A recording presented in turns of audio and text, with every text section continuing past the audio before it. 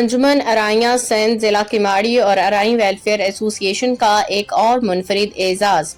انجمن ارائیاں سندھ ضلع کیماڑی اور ارائی ویلفیئر ایسوسی ایشن کی ایک نمایاں خصوصیت یہ بھی ہے کہ اس سے وابستہ بعض اہم شخصیات ملک کی معروف دینی جماعتوں میں بھی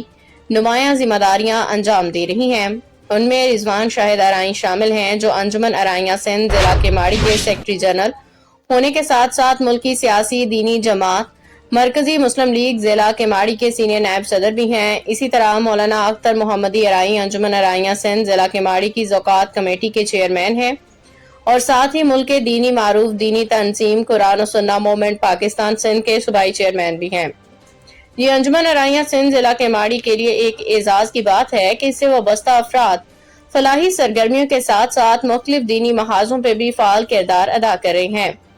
اور ملک میں لادینیت، سیکولر رجحانات اور فحاشی و بے حیائی کے پھیلاؤ کے خلاف آواز بلند کرنے کے ساتھ ساتھ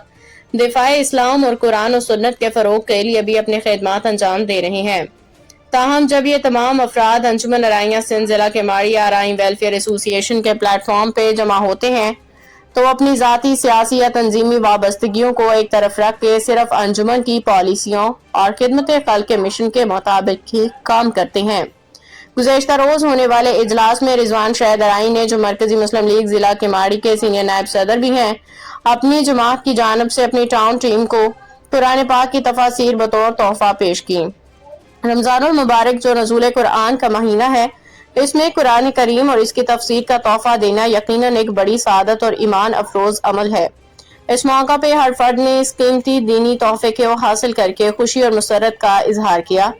یاد رہے کہ حبیب چرنگی سائٹ ایریا میں انجمن ارائیاں ضلع کیماڑی اور مرکزی مسلم لیگ کے باہمی اشتراک سے روز کی بنیاد پہ افطار دسترخوان کا اہتمام بھی کیا گیا ہے۔